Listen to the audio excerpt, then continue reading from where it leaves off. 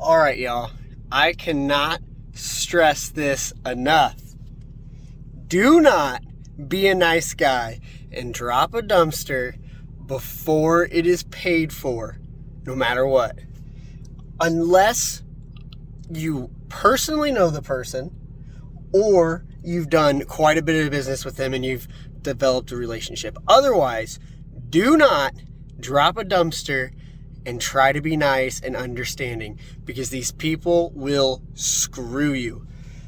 Last year, I was incredibly lucky. I did it a lot, and I got burned 0 times. I take that back. I got burned on the weight every once in a while. I think probably 2 times. Last year, I got burned on, they paid the original, but then they didn't pay the overweight fee. So I might have lost $100, $200. This year, I've been burned twice by people not paying. And it makes me so mad.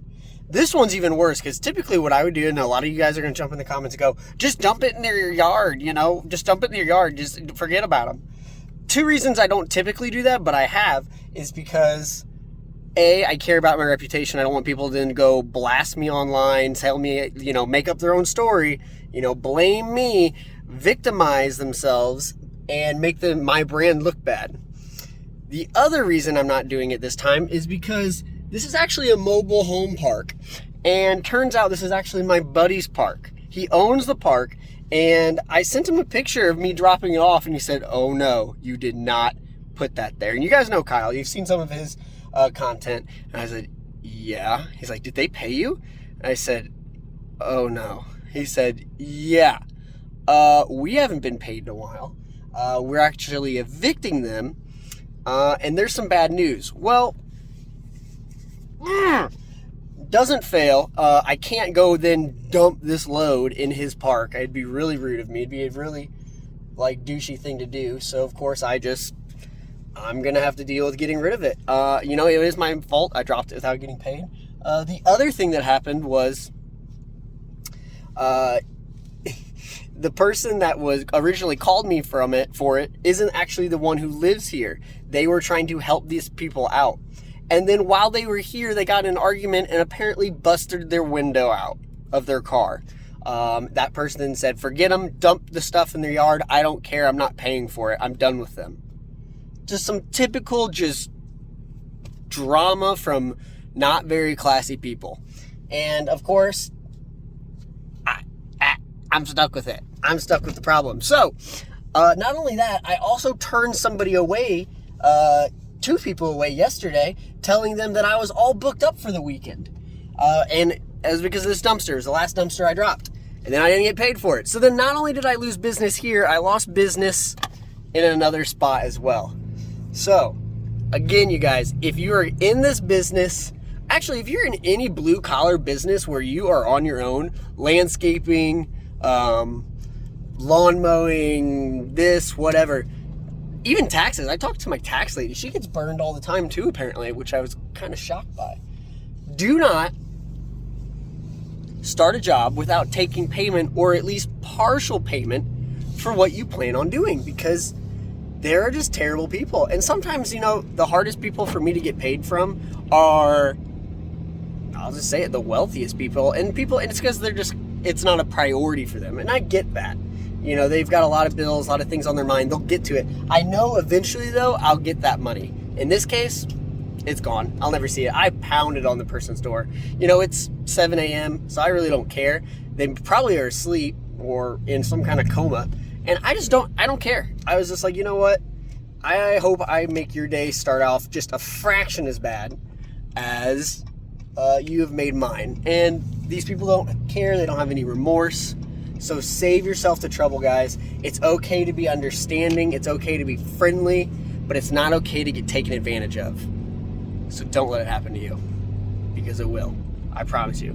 If it hasn't yet, it will, if you're in any industry similar to this. To add to this, this morning I woke up 5 o'clock. Normally I would get ready and then I would take whatever load I have ready from the night before to the dump. Well, I didn't do that because today, for whatever reason, somebody booked a dumpster at 6:30 a.m., which it's not the first time. Usually it's roofers that do that though, so I did find it a little weird. I roll up, 6:30. I roll up to this house on the other side of town, and I think to myself, there's nobody here. And if they are, they're not going to wake up. And they wanted it parked in the yard. They wanted the dumpster put in the yard in this very narrow alley. So I started to, kind of try to see if I could make it work. And then this rang in the back of my head and like, what are you doing? Do not drop this dumpster. You don't even know if these people still live here, because they booked it like a week and a half ago. And, in certain areas, people are in and out like crazy. So I was, I called, I texted, I knocked on their door. Nobody came. So I sent a very nice message and a very nice voicemail saying, hey, can't park it in your yard. There's snow on the ground now.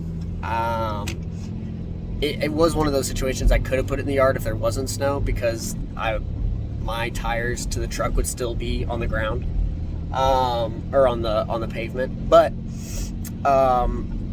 hey, can you get it there? I can put it in the street right next to your house if you need. But please give me a call. Oh, and I sent the invoice to your email, so take care of that, and then I'll bring the dumpster back.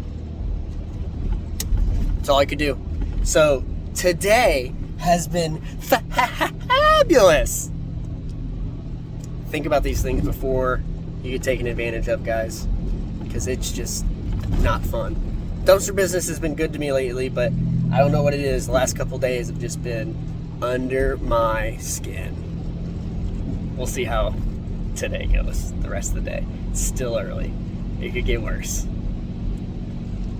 All right, y'all, we're headed back. It wasn't that bad. I got it dumped. It is what it is. I wasn't gonna put that on my buddy's shoulders. Kyle, he's such a nice guy. He even offered to, hey, let's let me know how full the dumpster is. My dad and I will throw some of our stuff in it, and then we'll pay for it, so you don't have to worry about it. And then we'll, see if we can put a lien on the customer and all that stuff with their building. I was like, you know what? Don't worry about it, man. It's my fault. I put it there. Nice offer, but I got it taken care of. It was my own mistake. And I'm headed back. Of course, as you can see, there is a lot of snow on the ground. I mean, it's not really a lot, but it's a lot considering the fact that we were told we were going to get half an inch to 1 inch. And then when everybody woke up this morning, there was a solid 4 to 6 inches on the ground. So I'd love to be a weatherman. I mean, I know people make this joke all the time, but like, you never really have to be right. What a great job that is. Can you imagine going to work and you're like, yeah, financial reports, they're almost okay. I think it's good. 40% chance they're right.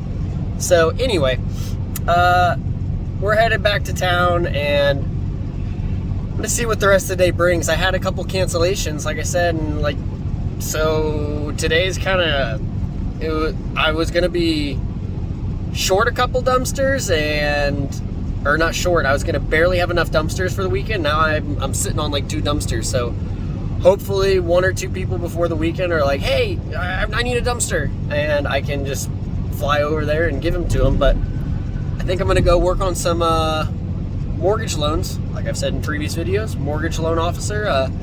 It's an interesting time of year, so I'm gonna go ahead and start working on those. See what else happens. All right, y'all, it's been an all right day. It's kind of made up for it in a way. I got 1 loan approved, so I've got somebody trying to buy a house right now, which is awesome. I love when I can help somebody with that. Right now, I've got some scrap metal sitting in the back. That hot water heater, oh my gosh, weighs probably 4 times as much as me. It's a very old one.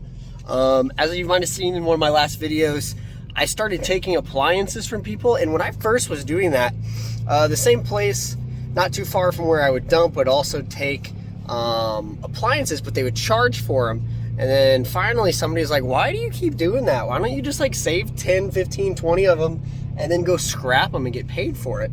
So that's actually what I started doing, is I started actually collecting appliances, and I don't dig, like I say, I don't dig through my dumpsters. I don't like to do that, but if some big chunk of metal falls right by my feet while I'm dumping, I'll throw it in the back of the truck, or I'll cut the cord off of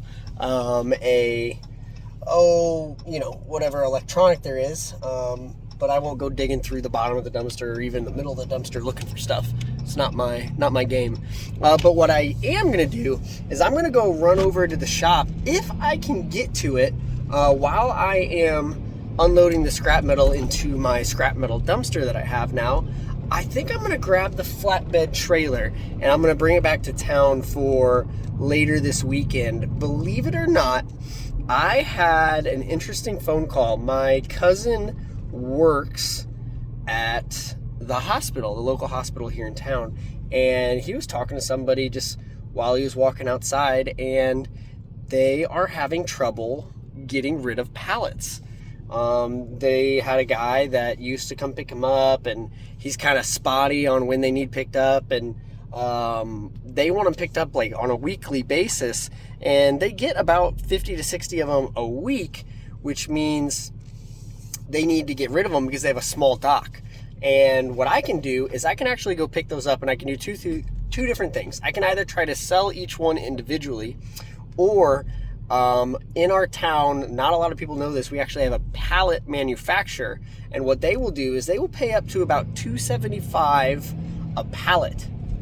And they don't have to be in incredibly good condition. The good condition ones get $2.75. The ones that, they don't like the ones with the blocks, they like the standard like 48 by 40 or 48 by 42. You guys can look that up. I know that the majority of the pallets they're getting are the standard, so they'll pay me up to $2 to $2.75 a piece for each one of these. So I kind of ran the numbers. Times are tough right now, and gas is expensive, so I'm looking for all those opportunities to make my money back. That's why I've got the scrap metal that I'm now starting to sort out. I did have to raise my prices just a little bit, but I'm trying to still be one of the best deals in town while also not, cutting my hands off and losing my butt every day, just kind of like I did today. But if I can, cash in on 100 to 150 pallets at a time, multiply that by 2 or 2.75, it's not like something to be stoked about, but right now it's a tank of gas for me. I literally put $300 in my gas tank. I have a 72-gallon tank, and it did not get full. Gas is like $4.69, $4.79, or diesel is, and I didn't get full at $300. So the pump cut me off at $150 twice. So that gives you an idea. So I'm just looking for creative ways. So I might actually start to network with other businesses in town that don't get their pallets picked up by somebody else and become like the pallet guy, the guy that comes and picks them up. You can either charge on one end to pick them up, or if they're really good pallets, you can even pay to pick them up, pay 50 cents a piece for them and then go sell them. The idea is to eventually, you don't actually go sell them to the manufacturer, the recycler, or whatever it is. You can actually, there's a lot of guys in town, not in town, but around the country, that they just become pallet brokers. They don't make them, they don't, buy them. They basically pick them up for free and then sell them to somebody else. That's an interesting business. You literally just need a truck and maybe a trailer. So, something to look into if you don't do it. But I saw it as an opportunity. The guy that I know, my cousin, he's like, yeah, give my cousin a call, and he might be able to take care of it. And I was like, I'll give it a try. We'll see what happens. We'll see what they got. So in terms of making money, I think some of you guys should also think about something else, and that is freeing up income, or freeing up what your overhead. So when I bought my truck that I'm currently driving right now, I was in a desperate need for it. So I went to the dealership, and at the time I had a high debt to income ratio. I had a really good credit score, which was what was super frustrating. But I had a high debt to income ratio, so he had troubles getting me approved at local banks, so he says, or trying to get me the best rate. Of course, I went back to him, I was like, that's the best rate you can get? And it was like over 5%. And I was getting like really, really frustrated. And he goes back, well, let me go check again, see what I can do. I really didn't know anything about it. I've only bought used cars in the past, paid cash, so this was kind of a shock. Well, he went back and he kept running my credit over and over again, over 8 times. It absolutely tanked my credit score. Absolutely tanked it, like over 100 points. And I was so angry when I found out, and I didn't find out how my credit score dropped until I actually bought my next apartment. And, I was the guarantor on it for my business. And he told me, he's like, yeah, your credit's fine. It's just, it looks like somebody pulled your credit a lot. And when I found that out, I was so irked.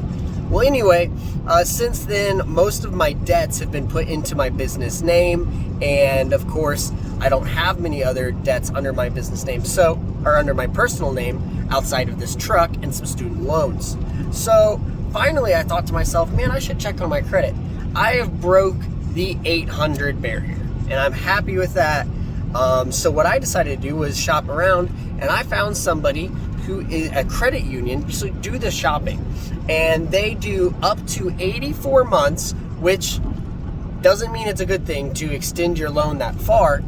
Up to 84 months, they will do 2.49%. Right now I'm paying 5.6, which isn't terribly high. I know people like over 7, and that would be a bummer. But 2.49, I recalculated it, considering I was paying 5% or whatever it was, and I believe the truck, it was an expensive truck. My monthly payment was over $850. So what I did was I extended it, because if you've noticed, the market is absolutely skyrocketed for used cars. So my truck is worth way more than what I paid for it new, which is weird. I never understood that.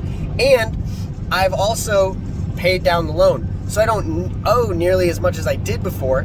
So what I'm going to do is I'm actually going to extend the loan out farther than expected.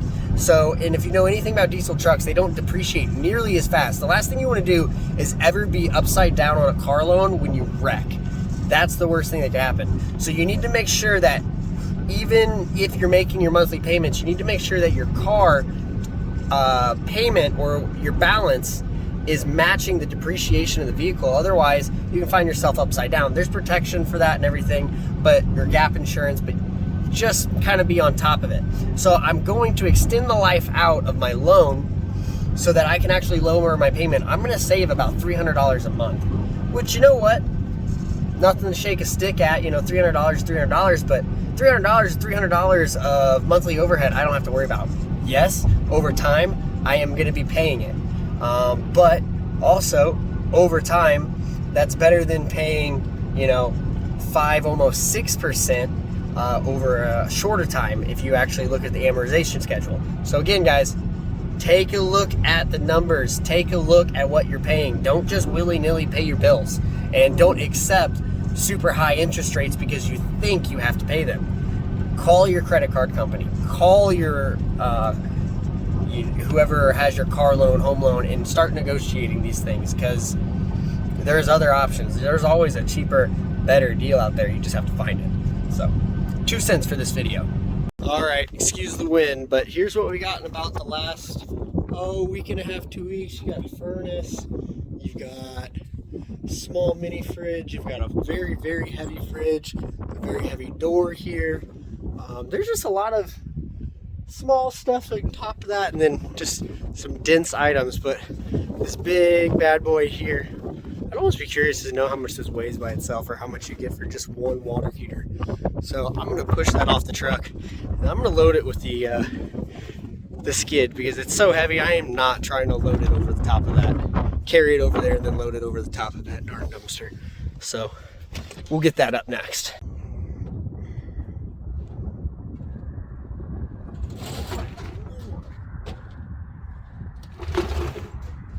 Timber.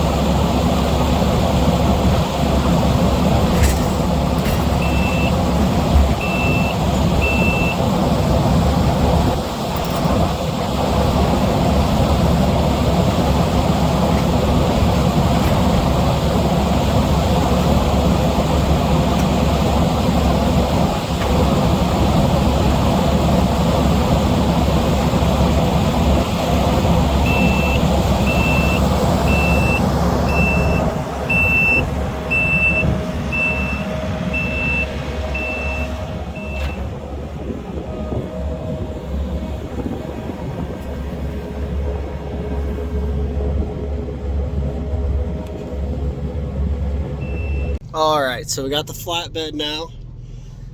20 something foot, 23 foot, I think. And we're gonna head back to town, go take a look at this pallet situation. We might wait until tomorrow to actually load them, but at least we'll have the trailer closer to home. That way when we do, we're ready to go. So let's get to town. All right, guys, it'll probably start to get dark before I get finished. So got the first stack up. I mean, I can do like 3 or 4 of these a minute. Got another one started. There's 20 up here. And this is the whole dock. Apparently this is 1 week. I mean, they got nobody to get rid of them. I got more over here. She said I can just take them. So the thing I like about this is it's not mad money. I mean, honestly, you gotta think maybe these average $250 a piece with the damaged ones. But the thing is, let's say this stash makes $300. We'll count it out, see what it actually is. But there's really not a lot of gas being used. Truck's off. I'm not hauling back and forth. This is only a couple miles from my house. And it's probably gonna take me an hour to load up all these, maybe even less, honestly. I'm moving pretty quick. But the best part is there's no dump fee, and there's way less fuel I have to use, and there's less back and forth from the customer, going to the customer, picking up from the customer, dumping, going home. So at the end of the day, it's not bad. It's just a little bit harder work than dropping in a dumpster and pulling away. If I had like a forklift, ooh, this would be done in a few minutes, which might be something to think about, a way that I can maybe borrow theirs or something. So I really like this. We'll see how it turns out. You know, it's just kind of fun. It's like a hobby pay, you know. It's not making me a lot of money, but you know, this could be $5,000 a year for very little work. I don't know. It's kind of like we do things that don't really pay us well, but we do them because, yeah, it's kind of just fun. It's a niche little thing, niche, wherever you're from. I don't know. All right, guys, I'm calling it. It took about an hour, almost on the dot. That's what we got. There is about 180, 28, 118, about 110, 115 pallets sitting on there.